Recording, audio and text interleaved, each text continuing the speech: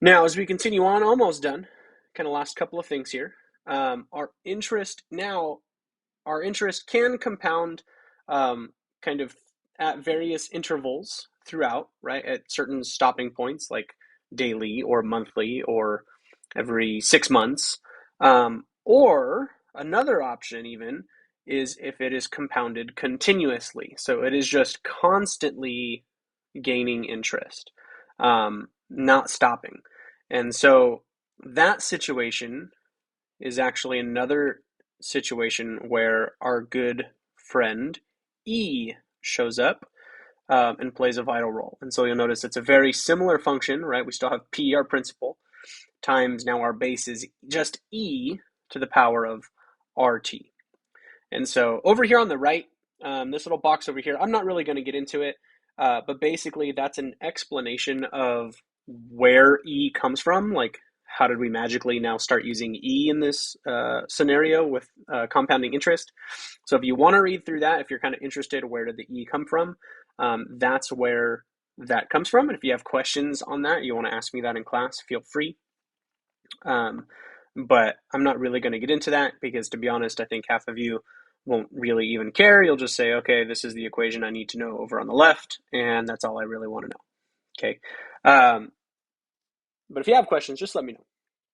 So example 5, okay, again, compounding continuously. So a person invests $5,000 into an account that earns 3.5% annual interest compounded continuously. So again, there's that key word in this problem, right? Compounded continuously.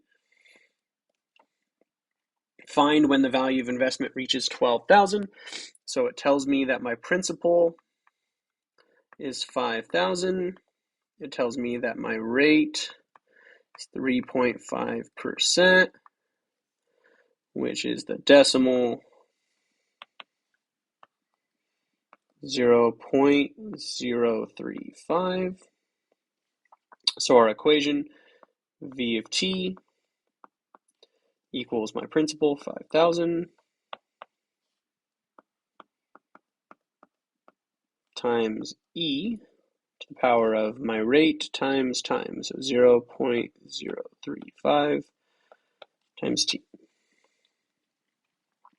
We want to find t when the investment reaches 12,000. So again, in my calculator, I'm just going to put in V of t equals 12,000, find where those two intersect, and then we'll have our t. So we're going to jump over to Desmos here. So V of t equals 5,000 times, and I'm just going to actually get rid of all of this over here. So times our base E to the power of 0.035 t. Press the home button so we can get back to our origin. And there's our exponential growth. We wanted to know when did V of t, I believe it was 12,000 if I remember correctly. Before I go too far, I'm just going to double check. Okay, 12,000, there it is. So V of t equals 12,000. We got to go find our line at 12,000. There it is. Zoom in, zoom in, zoom in. Find our point, 25.013. So it's telling me that t, 25.013. So when will that investment reach $12,000? It will take approximately, and again, because the decimal is so small, I'm just going to say it will take approximately 25 years to reach 12,000.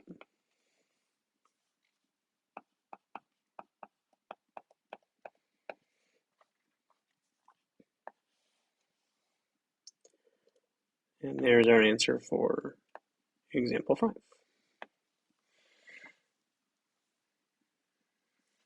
So again, it's just using our value formula. Again, it's just exponential growth, right? It's just another way of writing it. It's that particular equation, just slightly modified to kind of fit our situations. Okay, that's the thing that's kind of interesting about exponential functions is they can be used in a lot of different situations, especially in the business world here, um, and with interest. And so it's just a matter of finding the right kind of combination of stuff that we need for our problem. So again, just like with the other ones, for example 6, I suggest you pause the video, see if you guys can do that on your own. And then if you want to let it play and check to see if you guys got it right, go ahead and do that, or you can just let it play and continue listening and following along.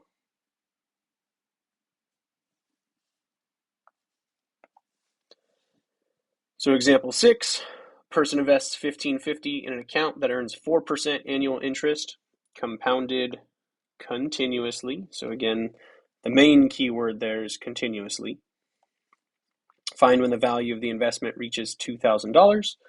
So for our problem, it tells me that our principal, our principal is $15.50.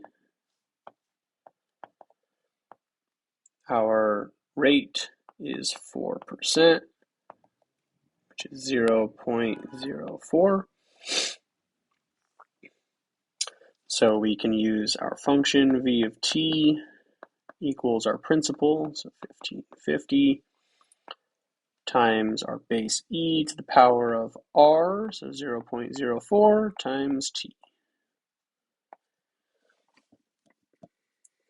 And we want to know, when does v of t reach 2000?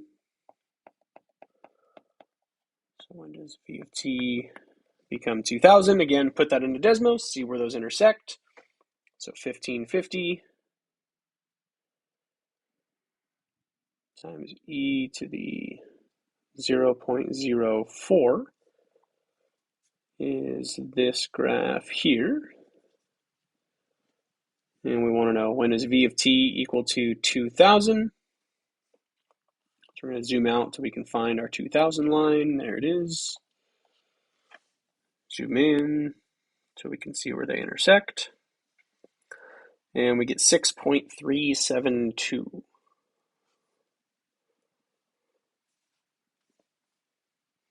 So t 6.372.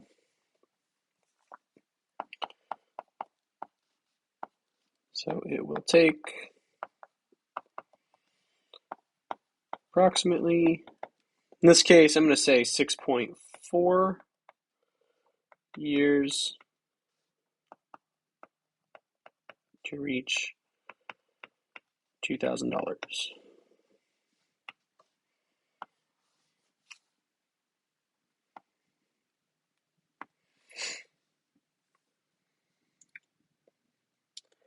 So there is our compounding continuously type of interest. And now, the last thing we have to look at, almost done, is how do we compare interest rates that may be slightly different from each other? Like they're not quite a straight one-to-one. They're both monthly payments, the same type of compounding. They're both compounding, quarterly. So how do we compare two rates that are a little bit different from each other? Well, we're going to kind of use something that allows us to compare them directly with each other. So we're going to use this thing called big R, and big R is the effective annual interest rate, meaning that this is the most, this is kind of converting it all into one specific number that we can then compare to each other, no matter what kind of rate it is. And little r is what is known as the nominal annual interest rate, meaning that little r is going to be what the equation, or sorry, what the situation tells us is the rate, right? Using what it gives us. Big R, we're going to do something to kind of calculate and turn it into something that's the same across the board. Okay, so little r is what the problem is going to tell us. Big R is what we're going to figure out and then use that to compare to each other. So it's a little bit different depending on how it's compounding. So if it's compounding a certain number of times per year, kind of similar to our problems Up above, we have big R is going to equal this 1 plus R over N to the power of N. So that's kind of familiar. It was part of that V of T function earlier when we were doing compounding multiple times per year. So compounding semi-annually or compounding monthly or daily. But we're going to subtract 1 from it. Okay, so we're going to take that value in parentheses with the exponent and then subtract 1. And if it's compounded continuously, right, just like we learned, we're actually going to use e to the r minus 1. Okay, I'm not going to go into kind of where all of these come from because it's kind of complex. And to be honest, I think you'll just get lost and confused, and you don't really need to know as long as you know that this is what they are and you know how to use them. So example 7 says Arturo plans to make a deposit in one of 2 accounts. Account A has a 3.24% nominal interest rate that's compounded continuously. So he's got a 3.24 nominal interest rate that's compounded continuously. So that's kind of the key word there. And account B, it says, has a 3.25% nominal interest rate that is compounded semi-annually. So to maximize the amount of interest he's going to earn, which account should he pick? So again, these are 2 different types of interest rates, right? One's compounding continuously, one's compounding semi-annually. So how do we really compare the 2? So we're going to convert both of these into an effective annual interest rate. Again, big R, so that we can compare the big R from account A and the big R from account B and see which one is bigger. Okay, in this case, a bigger R is better. Okay, so we want a higher number here for big R because that means we're going to get more money. So as we look at this, we're going to start with account A, and it tells us that it's 3.24% compounded continuously. So that means we're going to use this equation right here. So we need to know little r, which it tells me is 3.24%, which is the decimal 0.0324. And so big R is e to the r minus 1, right, according to our equation up here.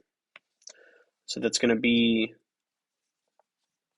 big R equals e to the power of 0.0324 minus 1. And again, remember, e is just a number, so we're just going to plug this into a calculator and see what the calculator tells me.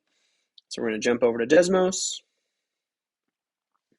We're going to do e to the power of 0.0324 minus 1, and it tells me 0.0329. So R equals 0.0329, and I'm just going to go one more, 3. 0.3293. Okay, so that's big R for account A. That is our effective annual interest rate. So the one that we can actually use that's effective to compare. So now we're going to do the same thing for account B and figure out what B's is. So for B, we know that our R is 3.24%. Oh, whoops, sorry, 3.25%. 25, which is 0.0325.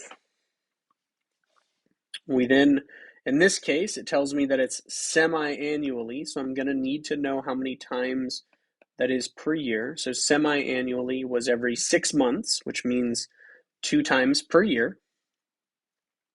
And so my big R is going to use this equation up here. So big R equals 1 plus r over n to the power of n minus 1. So big R is 1 plus little r, so 0.0325 over 2 to the power of 2 minus 1. Again, since it's all just numbers anyway, I wouldn't even worry about figuring out what that fraction is. I just put that all in a calculator and see what the final answer is. And so if we do that in Desmos, 1 plus 0.0325 divided by 2 to the power of 2, to the power of 2 minus 1 is 0.03276.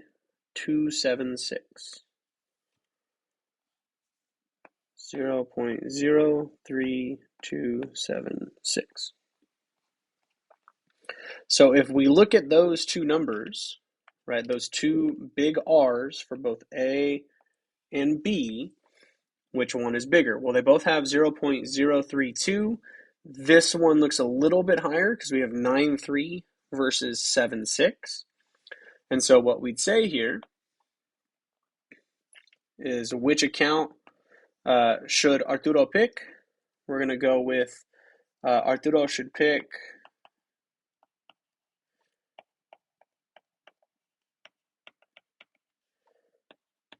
account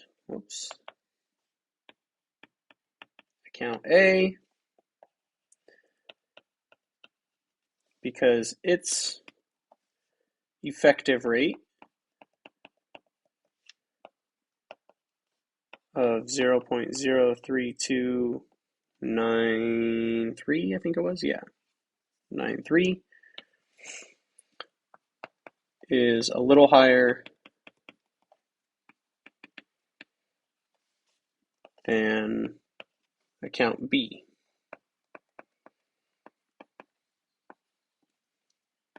which is at 0.03276. Okay, so again, because A had the higher effective rate, don't want that. That's why we're going to go with A. Okay, so bigger is better in this case. We do want a higher number, and so the fact that that one came out to be a little bit bigger is going to be our reason for picking A. And again, the key here is just to figure out what type of interest do we have, right? One of them was continuous, one of them was semi-annual, and then I've got to know for which one, which version of big R do I use? Okay, so again, if you need to refer to your notes while you're working on that, do that. But that's how we compare different types of annual interest rates. So again, if you have any questions from anything in this video, please make sure you reach out to me. You can swing by my classroom if you need help or want some more explanation with this, but hopefully that was pretty clear. If you need to kind of pause and go back to any part in this video to go check things or to look at how I typed stuff in on Desmos, please use that. But otherwise, I hope you guys understand this, feel okay about this. I know it's kind of a lot. There's kind of a lot of different functions and equations and stuff in here. Don't freak out. Again, it's just a matter of can we identify from the problem which one we're using, and then know what parts are what. Like what part is my principal, what is my rate, how do we convert that, and so on. Because once you have that equation, it's just a matter of putting it into a calculator and using that to help us find our time. So I hope you guys have a great rest of your day. I apologize, I'm still a little sick, so my voice is kind of weird. If you made it this far, you can thank today's sponsors. No, I'm just kidding. We don't really have sponsors. But if you want to give this video a like and smash that subscribe button, go right ahead. If you don't, I totally get it. It'd be fine if you don't. But I hope you guys have a great rest of your day, and I'll see you guys soon.